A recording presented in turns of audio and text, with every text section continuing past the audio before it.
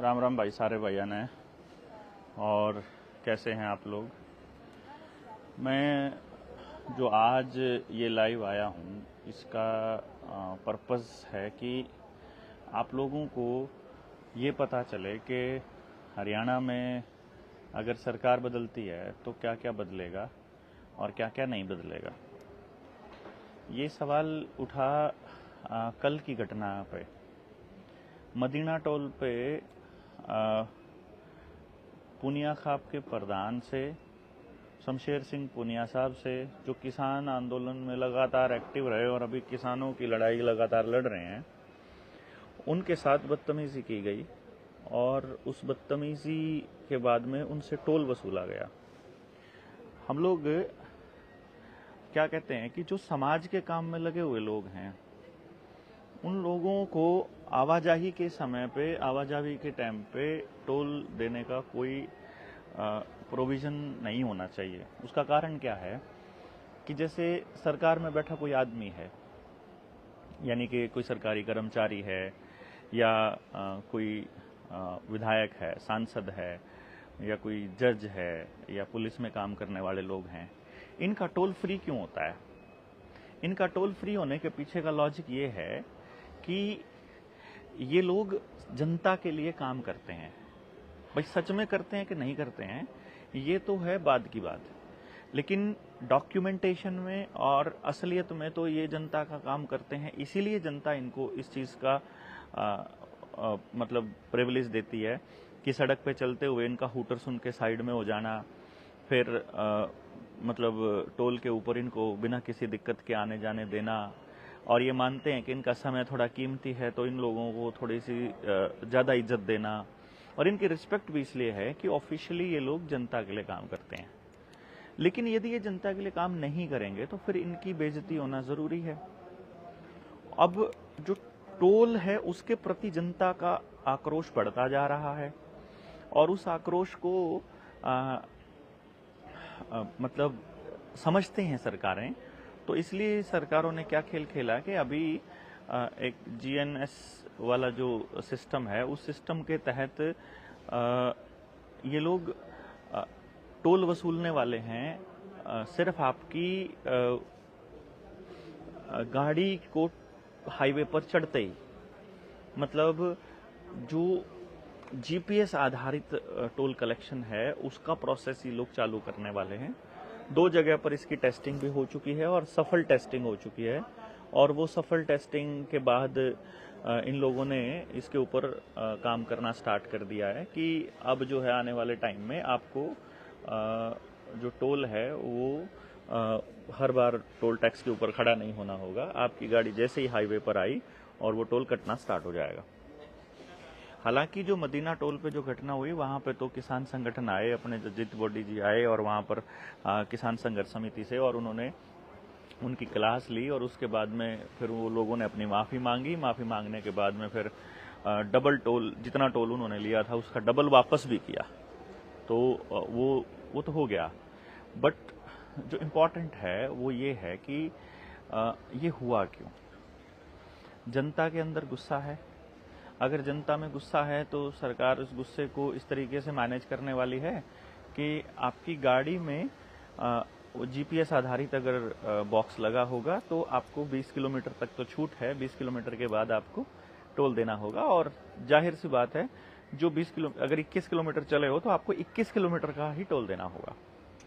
अब ये अभी शुरुआत हो रही है हाईवे के लिए कि आपको ये बताया जा रहा है कि अगर कुछ सुविधा है, अगर आप कुछ सुविधा ले रहे हैं तो आपको टोल देने में क्या तकलीफ है।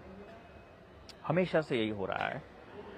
जब से किसी ने राज करना शुरू किया, राजघराने हों, सत्ताएं बदली, मतलब चाहे अंग्रेज हों, उसके बाद चाहे अपने राजा हों, चाहे दूसरे राजा हों, चाहे मुगलों के राजा हों, अंग्रेज हों, या फिर ये काले अंग्रेज हों, कोई भी हो, व्यवस्था वही है कि आपको जनता को चूसना है। जनता अगर किसी भी लायक रहेगी तो वो सवाल उठाएगी, इसलिए जनता को कंगाल करते रहो।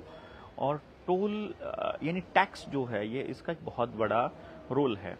और जब देश के लोग या समाज के लोग टैक्स कलेक्शन को ध्यान से ना देखें और टैक्स के बदले में उनको क्या मिल रहा है, अगर इसका सवाल वो जब सरकारों से नहीं पूछें तो उनके साथ में ऐसा होता ही है, ये लगातार होता आ रहा है।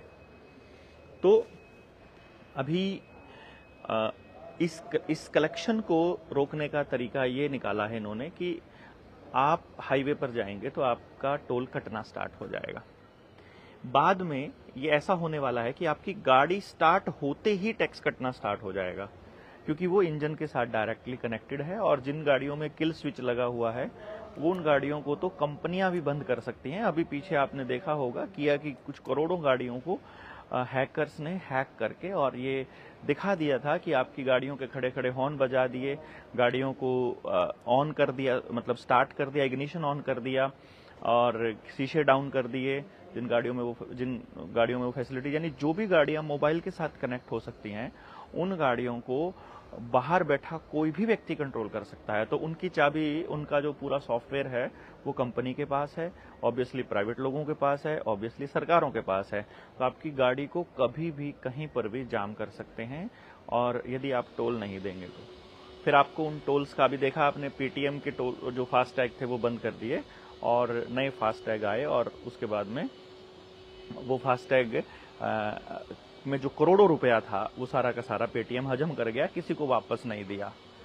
ऐसे ही आपने अभी कुछ दिन पहले देखा होगा, बैंक ऑफ अमेरिका का जो सर्वर था वो डाउन रहा कुछ दिनों तक, और जब कुछ घंटों तक, और जब ऑन हुआ, दोबारा से वापस आया, ऑनलाइन हुआ, तो लोगों के अकाउंट खाली मिले, 0 अकाउंट मिले, और उसका कोई हिसाब किताब देने वाला नहीं है। वो बोले हैकर्स थे, उन्होंने साफ कर दिया।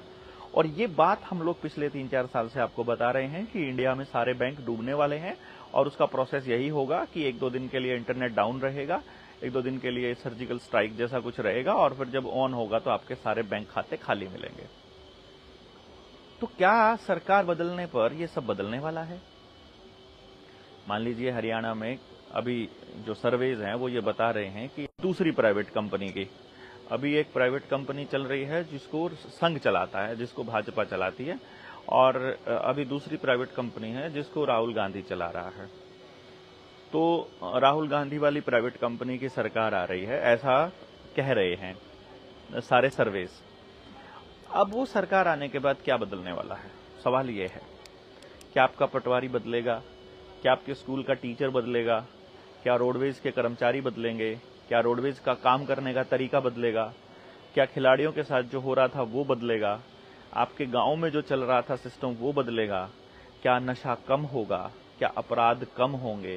क्या ऑनलाइन कनेक्शंस सुधरेंगे या खराब होंगे? यानी जैसे उन्होंने फैमिली आईडी के ऊपर बोला, अभी देखना यह है कि फैमिली आईडी को ये बंद करने वाले हैं या फैमिली आईडी को दुरुस्त करने वाले हैं। कुछ लोगों को ऐसा लगता है कि जो ऑनलाइन एग्जाम होने लगे या ऑनलाइन चीजें हुई तो उससे पारदर्शिता बढ़ी है।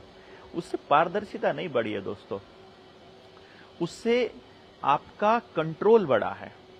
भाई ऑनलाइन भी जो सॉफ्टवेयर है वो उनके पास तो है ही ना, उसकी चाबी तो वो जो चीज उसमें करना चाहते हैं वो वहीं से ही कर सकते हैं बड़े आराम से।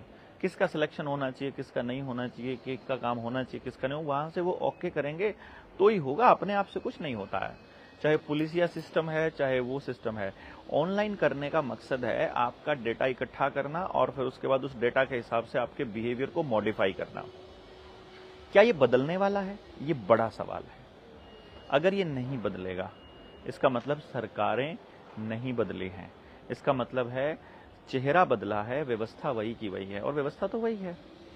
देखिएगा जैसे हिमाचल में हो रहा है, हिमाचल में क्या हुआ कि बीजेपी की सरकार थी, बीजेपी ने मतलब आप एक काम करिएगा, मैं आपको ये टास्क आपकी जिम्मे छोड़ रहा हूं। इसका रीजन ये है कि आपको जब सब कुछ बना बनाया मिल जाता है ना, मतलब हमारे लिए कुछ नहीं है, 2 टक टक करेंगे और बड़े आराम से हम लोग वो आंकड़े आपको बता सकते हैं, बट हम नहीं चाहते बताना। हम चाहते हैं कि आप एक काम करिएगा, हिमाचल सरकार, जब आप इस पे कमेंट करिएगा ढूंढ करके, जब आप देख लोगे तो फिर इस वीडियो पे आके कमेंट करिएगा। हिमाचल में जिस टाइम पर इससे पहले की सरकार थी, जयराम क्या था, वो था कोई जयराम ठाकुर था, जयराम ठाकुर की सरकार आई 2017 में। उस टाइम पर देश के हिमाचल के ऊपर कितना कर्जा था हिमाचल सरकार पर, ये देखिएगा। और फिर बीजेपी की सरकार आई, उसने कितना कर्जा लिया और जब फिर दोबारा से सुखविंदर सुक्खू, ये अभी जो चीफ मिनिस्टर है, ये जब बना, तब कितना कर्जा था उस टाइम पे। और आज के टाइम पर हालत ये है कि वो कह रहे हैं कि हम आर्थिक मंदी से गुजर रही हैं सरकारें, तो सरकार को लैट्रिन के ऊपर, मतलब आपकी टॉयलेट के ऊपर, यानी आपके हगने के ऊपर टैक्स लगाना पड़ेगा। बाद में जब किरकिरी हुई तो वो आदेश तो वापस ले लिया। लेकिन हिमाचल सरकार की हालत बुरी है, वो तनख्वाह नहीं दे पा रहे हैं, ये सच्चाई है। इसी तरह से जिस टाइम पर खट्टर सरकार में आया 2014 में, उस वक्त कितना लोन था हरियाणा सरकार के ऊपर और अभी कितना लोन है, इसकी रिसर्च आपको करनी है। और देखना कि जब भूपेंद्र सिंह हुड्डा आएगा तो क्या वो ऐसा कुछ कर पाएगा। और अगर ये इतना सब कुछ कर्जे में होते हुए भी लोगों के खाते में फ्री के पैसे डालने शुरू करेंगे तो वो कहां से आएंगे, इसको समझना है आपको। फिर आपको ये देखना है कि जो टोल कलेक्शन है वो तो 4-4, 5-5 गुना हो चुका है ऑलरेडी टोल इन कंपनियों का। तो होना तो ये चाहिए था कि जितना टोल कलेक्ट, जितना आपका सड़क के ऊपर खर्चा हुआ है उतना टोल कलेक्ट किया और उसके बाद में बंद कर दिया। लेकिन ये तो नहीं हुआ। ये तो नेताओं की पार्टनरशिप इन टोल्स कंपनियों के साथ होती रही और उस पार्टनरशिप में ये मालिक बनते गए और हर साल टोल को एक्सटेंड करते गए। और अब टोल की ये हालत है कि वो 5-5 गुना अपनी लागत से ज्यादा कमा चुके हैं और उसके बाद भी वो बंद नहीं हो रहे हैं। इसका मतलब ये हुआ कि आपकी जेब को खाली करने का जो प्रोसेस नोटबंदी के समय पर चालू हुआ था वो अभी तक रुका नहीं है और ये रुकने वाला भी नहीं है, क्योंकि हम सोए हुए हैं। क्योंकि हमें लगता है कि हम लोग ऐसे ही काम करते रहेंगे तो हो जाएगा। कोई आदमी जब समाज में उतरता है, उसकी क्रेडिबिलिटी अगर समाज में नहीं है तो समाज उसकी बात को नहीं सुनता है। इसीलिए हर आदमी को बेईमान बनाने पे लगे रहते हैं। संगठनों में आने वाले लोगों को चंदे के नाम पर, पैसा देने के नाम पर, खर्चा देने के नाम पर, किसी और चीज के नाम पर वो बेईमान बना देते हैं और उसके बाद में उनके ऊपर आरोप लगा करके उनको उनकी क्रेडिबिलिटी को खत्म कर देते हैं। और फिर उसके बाद में वो आदमी किसी लायक नहीं रहता, क्योंकि फिर जनता उनकी बात नहीं सुनती है और फिर आखिर में जाकर के उनको कॉम्प्रोमाइज करना पड़ता है। जनता सरकार मोर्चा ने एक पहल शुरू करी। हमने कहा हम कोई संगठन नहीं बनाएंगे, हम किसी को कोई पद नहीं देंगे, जो भी व्यक्ति जो भी करेगा ये उसकी जिम्मेदारी होगी और वो अपने लेवल पर काम कर सकता है। यहां भी ऐसा हुआ। कुछ लोगों ने चेहरा तो बनाया जनता सरकार मोर्चा में आने के बाद और अब वो अपना नया संगठन चालू करने वाले हैं। कुछ लोगों ने कर लिए हैं, कुछ लोगों ने पहले कोई संगठन बनाया था, वो संगठन कुछ काम करा है नहीं, कोई मीटिंग हुई, कभी कुछ प्रैक्टिकली कुछ किया नहीं। अब जनता सरकार मोर्चा में आए, फेस बन के अब दोबारा से वो करने वाले। हमें उससे भी कोई दिक्कत नहीं। हम चाहते हैं ऐसा हो, हम चाहते हैं मल्टीपल चेहरे बने, हम चाहते हैं लोग बोलें और फिर जनता अपने आप तय कर लेगी कि कौन आदमी कैसा है, कौन आदमी किस तरह से बिहेव करता है, कौन आदमी किस तरह से रहता है। और बगावत तो होने वाली है, ये तो तय है। उस बगावत को वो लोग करवाएंगे अगर अपने ही एजेंटों के जरिए, क्योंकि जो महत्वाकांक्षी लोग हैं वो मैनेज किए जा सकते हैं। वो लोग आराम से उनको सत्ता का लालच दे करके वो कुछ भी कर सकते हैं, वो कहीं भी जा सकते हैं। तो बड़ा दुख होता है जब समाज ने जिनको इतनी रिस्पेक्ट दी और वो भी फिर उनके हाथों बिक जाते हैं। अभी देखा आपने, आपके पास वादे करने वाले नेता आए, बहुत सारे वादे किए कि हम आपके काम करेंगे, हम आपके लिए ये करेंगे, हम आपके लिए वो करेंगे। लेकिन एचपीवी वैक्सीन्स तो कंटिन्यूसली जारी हैं बच्चों को लगनी, स्कूलों के अंदर तो दवाइयां देनी जारी हैं और जहां कांग्रेस की सरकार है वहां भी चल रहा है और जहां बीजेपी की है वहां भी चल रहा है, जहां आम आदमी पार्टी की है वहां भी है। पंजाब में डेटा कलेक्शन का काम जबरदस्ती चल रहा है, सारी जमीनों को ऑनलाइन करने का काम जबरदस्ती चल रहा है, सारे तालाबों को कंट्रोल करने का काम चल रहा है, सारी की सारी सामूहिक जमीनों को कंट्रोल करने का काम चल रहा है और ये कंट्रोल कॉन्टिन्यूसली जारी है। और जो लोग हैं वो ऐसा लगता है जैसे कुछ लोग बिल्कुल नशे में हैं। किसी को सत्ता का नशा है, कि कोई अहंकार में है, कोई खाली बैठा है, कोई मोबाइल में लगा है, कोई किसी को ओटीटी का नशा है, किसी को मतलब अश्लीलता का है, किसी को सट्टे का है, किसी को कोई है, किसी को कोई है। नौजवान बच्चे धुन में लगे हैं पेपरों की तैयारी करने में और कुछ नहीं होते हैं, कुछ भी नहीं कर पा रहे हैं और ना ही कुछ कर पाएंगे, ये मैं आपको पहले बता रहा हूं। क्योंकि जब कोई कंपटीशन में जब कोई समाज अपने बच्चों को डाल देता है तो सत्यानाश कंपलसरी है। हम सह अस्तित्व नहीं सिखा पाएंगे अगर अपने बच्चों को, तो फिर कुछ नहीं होगा। तो सह अस्तित्व पर काम करने वाले लोग बहुत कम हैं। अगर हैं तो वो नहीं उतर पा रहे, सड़क पर उतर पा रहे हैं तो उनके पास संसाधनों की कमी है। कोई अपने घर फूंक के अगर कोई काम कर भी रहा है तो वो कहते हैं कि तुम तो राजनीति कर रहे हो। मैं कहता हूँ ऐसी राजनीति करे तो इससे अच्छे लोग ने कहाँ मिलेंगे आपको। फिर कहते हैं कि तुम तो मतलब 2017 में जब मैं चला था तो 2019 के चुनाव नजदीक थे, तब भी उन लोगों ने यही कहा। फिर 2024 में भी यही कहा। फिर मैंने देखा कि 2024 में वो लोग बोलते तो थे कि तुम लोग चुनाव लड़ोगे, तुम लोग चुनाव लड़ोगे। फिर जो लोग चुनाव लड़ रहे थे वो उनके साथ भी हो लिए। जो लोग ये कह रहे थे कि तुम चुनाव लड़ोगे और उसको बुरा कह रहे थे, वो फिर उन लोगों के साथ हो गए जो चुनाव लड़ रहे थे। तो हमने कहा चुनाव लड़ना बुरा है क्या? मतलब जो लोग लड़ रहे हैं उनके तो आप तलवे चाट रहे हो। अभी देखो क्या होगा, जिनको तलवे चाटने की आदत है वो तलवे चाटने जारी रखेंगे। पहले किसी और के चाट रहे थे, अब किसी और के चाटेंगे। ठीक है ना? किसी को लगता है कि सरकार भाजपा की आई थी, किसी को लगता है कांग्रेस की आएगी। नहीं भाई, देखो पहले कांग्रेस थी जब सत्ता में, तो भाजपा के लोग जो कांग्रेस के जो लोग थे वो भाजपा में चले गए तो भाजपा की सरकार आ गई, तो मैं उसे भांजरेस की सरकार बोलता था। और अभी क्या हुआ कि कांग्रेस में चले गए अब भाजपा वाले। पहले भाजपा की सरकार थी ना हरियाणा में, तो अब कांग्रेस में चले गए, तो अब कह रहे हैं कि वो कांग्रेस की आएगी। वो कांग्रेस की नहीं होगी, वो खाजपा की होगी। कांजपा बोलते हैं हम लोग उसको, कांजपा। कांग्रेस और भाजपा का मिश्रण, वो एक ही है असल में, और दूसरी पार्टियां भी एक ही हैं, क्योंकि व्यवस्था उनकी है। मान लो आप एमएलए बनकर वहां चले जाते हो तो क्या आप कुछ कर पाओगे? मैं अभी दिखाऊंगा आपको, अभी खेल दिखाऊंगा। अगले 1 साल में आप किसान आंदोलन में लड़े, किसान आंदोलन के बाद आप में से कुछ चेहरे उभरे, अब वो चेहरे इलेक्शन लड़ रहे थे, उनमें से कोई तो चेहरा विधानसभा में पहुंचेगा ही। और जब वो पहुंचेगा और जब आप उसके ऊपर काम करने के लिए जाओगे, जब आप उससे अपने काम बोलने के लिए जाओगे, देखना वो क्या कहेगा। काम तो सिस्टम से होगा, काम तो तरीके से होगा। ये सिस्टम का मामला है, ये नीतिगत मामला है, ये पॉलिसी मैटर है।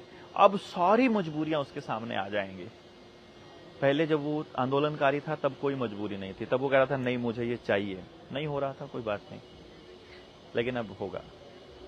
तो मेरा कहने का मतलब ये है, जो इस पोस्ट का जो ऊपर कैप्शन है उसका पर्पस ये था कि आपको अब नजर बनाए रखनी है कि आपका विधायक, आपका मंत्री सिस्टम से काम कर रहा है या आपके हिसाब से काम कर रहा है। Very good. एक साथी है जो बता रहे हैं कि 31 मार्च 2014 तक प्रदेश पर यानी हरियाणा पर 60,293 करोड़ रुपए का कर्जा था। संजीव भाई बता रहे हैं। और मौजूदा सरकार ने 6 वर्ष के कार्यकाल में विकास के नाम पर 1,85,548 करोड़ रुपए का कर्जा हो गया, जो कि 2024 तक 3 लाख करोड़ का आंकड़ा पार कर सकता है। यानी आप 3 लाख करोड़ रुपए के कर्जे में होने की चांसेस हैं। अब आप देख लीजिए कि ये पैसा चुकता कहां से होगा। नहीं होने वाला है। जैसे आपकी गांव की जमीन, आपके खेत की जमीन बैंकों के पास गिरवी पड़ी है और आपके पास देने के लिए पैसा नहीं है, आपने मकान तो बनाना शुरू कर दिया लेकिन आपके पास चुकाने के लिए, ईएमआई चुकाने के लिए काम नहीं है। ऐसे ही प्रदेश और देश की सरकार के पास में चुकता करने के लिए पैसा नहीं है। तो आपके संसाधनों को जो गिरवी रखा है, आपकी गलियों को, आपकी सड़कों को, आपके खेतों को, आपके आधार कार्ड को जो गिरवी रखा है, ये गिरवी रखा हुआ यानी कि अब आकर के कभी भी, जैसे मैं आपको एक एग्जांपल देता हूं, आपने प्लॉट लिया हुआ है, आपका खानदानी प्लॉट है, उसकी कीमत 5 करोड़ है, लेकिन आपको उसके ऊपर मकान बनाने के लिए मात्र 20 लाख रुपए का लोन चाहिए, बाकी पैसा आपके पास है। तो वो 20 लाख रुपए का लोन जब आपको देता है बैंक, तो वो आपसे उस प्लॉट के कागज भी ले लेता है। यानी कि जो 5 करोड़ का प्लॉट था और जो उसके ऊपर लगने वाली जो आपकी जो कैश था, वो सब जीरो होकर के आपके सारे डॉक्यूमेंट 20 लाख रुपए में बैंक के पास चले जाते हैं। और मान लो इस दौरान लॉकडाउन लग जाए और आपका काम धंधा चौपट हो जाए और आप वो 20 लाख ना चुकता कर पाओ, तो आपका प्लॉट 20 लाख रुपए से कम में बिकने वाला है, ये तय है। क्योंकि बैंक वालों की सेटिंग होती है रियल एस्टेट वालों के साथ, जितना उनका कर्जा होता है उससे कम अमाउंट में ही वो आपके मकान को खरीदते हैं। तो इसका अर्थ ये हुआ कि अब आपकी वो पुश्तैनी जमीनें सब जाने वाली हैं। आपकी जमीनों के रेट हैं 20-20 लाख रुपया, और आपकी जमीन जो है वो लोन पे पड़ी है, बैंकों में पड़ी है गिरवी 1-1 लाख रुपए में। तो आप उसको चुकता कर पाएंगे क्या? नहीं लगता है मुझे तो आप चुकता कर पाएंगे, कोई नहीं कर पाएगा। तो किसानों की जमीन और जो लाल डोरा तोड़कर आपके घरों को की रजिस्ट्री कर दी है, क्या कांग्रेस इसको वापस करेगी? क्या कांग्रेस गांव की सामूहिक जमीन जो बीजेपी ने नाम कर ली अपने, वो वापस देगी गांव को? नहीं देगी। और आंदोलन करेगा जनता सरकार मोर्चा, तब देखते हैं कि वो कैसे लठ मारेगी। क्या बीजेपी और कांग्रेस में फर्क है, ये बात आपको तब पता चलेगा। फिर कुछ लोग बोलते हैं, अभी मैंने इसमें लिखा कैप्शन में कि ये जो लोग हैं ये सरकार प्रदेश की नहीं है, लोगों की नहीं है, ये पार्टियों की, और पार्टियां लिमिटेड, प्राइवेट लिमिटेड कंपनियां हैं। जैसे कांग्रेस हरियाणा में जो है भूपेंद्र सिंह हुड्डा मालिक है उसका, ऐसा दिख रहा है ना, मतलब दिख रहा है कहने का मतलब है ना। बीजेपी का मालिक खट्टर दिखाई दे रहा है, मोदी दिखाई दे रहा है सेंटर में। फिर इसी तरह से एक गोपाल कांडा का यार है एक, है ना, जिसको हम बोलते हैं कि अब यही कांडा है, तो वो एक कंपनी का मालिक है। फिर उसका भतीजा है जिसको खट्टर की बहू बोलते हैं, वो एक कंपनी का मालिक है। ऐसे ही करके अलग अलग लोग जो हैं वो मालिक हैं कंपनियों के, प्राइवेट लिमिटेड कंपनियों के। तो ये प्राइवेट लिमिटेड कंपनियां चला रही हैं, तो इनको तो प्रॉफिट चाहिए ना भाई। देखो, अगर उद्योगपति मार्केट को क्या चाहिए? पैसा और प्रॉफिट। उसको कोई मतलब नहीं है देश के लोगों के साथ क्या हो रहा है। वो सड़ा हुआ तेल खा रहे हैं, जीएमओ खा रहे हैं, उनकी फसलों में पेस्टिसाइड जा रहा है, उनको कैंसर हो रहा है, उनको कोई फर्क नहीं पड़ता है। और ऐसी व्यवस्था बनाई जाए कि उनको कभी सजा भी ना मिले। डॉक्टर्स को फर्क नहीं पड़ता है, और डॉक्टर को फर्क पड़ता है अगर आप बीमार नहीं होंगे तो फर्क पड़ता है, उनका बिजनेस डाउन जाता है। तो 1 करोड़ रुपया 2 करोड़ रुपए में अगर कोई एमबीबीएस कर रहा है तो भाई उसको तो पैसे पूरे करने हैं ना, ब्याज भी पूरा नहीं होगा अगर आप बीमार नहीं पड़ोगे, अगर आपको उलझुल टेस्ट नहीं लिखेगा, अगर आपको ज्यादा ज्यादा दवाइयां नहीं देगा, अगर सस्ती सस्ती दवाइयां नहीं देगा, तो यही होगा ना। तो ऐसे थोड़ी होगा कि आपको वो ठीक रख दे, और उसके लिए पॉलिसी ऐसी बनानी पड़ेगी कि आप बीमार पड़ो तो वो सरकारों को दंदा देते हैं, पार्टियों को चंदा देते हैं, और वो पार्टियां उस हिसाब से फिर पॉलिसी बनाने का यस करती हैं, और जो पार्टी सबसे ज्यादा बर्बाद करने की हाँ भरती है फिर उसकी सरकार बनाने के लिए फिर मीडिया खड़ा हो जाता है। तो इस तरह से सारा तंत्र आपको बर्बाद करने पे लगा है। आप अपने बच्चों के लिए करने पे क्या कर रहे हैं? इन्हीं के ऊपर आश्रित हैं। क्यों करेंगे भाई? ये कोई टीचर क्यों करेगा? उसको तनख्वाह मिल रही है ना। प्राइवेट वाले को अपना कोचिंग सेंटर चलाना है, सरकारी वाले को तनख्वाह पूरी मिल रही है। वकील क्यों करेगा भला? अगर आपके मुकदमे नहीं होंगे तो उसका घर कैसे चलेगा वकील का? तो वकील आपको ऐसी व्यवस्था बनाने की सलाह क्यों देगा जिसमें गांव की चले, जिसमें पंचायत की चले? वो तो चाहेगा कि आपके मुकदमे हों ज्यादा से ज्यादा। पुलिस वाले की रोटी कैसे चलेगी अगर आपके यहाँ अपराध नहीं होंगे तो, अगर नशा नहीं बिकेगा तो? और नशा बहुत ज्यादा बिकेगा तभी तो पॉलिटिकल पार्टियों को चंदा खूब सारा मिलेगा, समझे ना आप। तो इसलिए आपकी बर्बादी ही इनकी आबादी है। तो आपको अपने लिए कुछ करना पड़ेगा।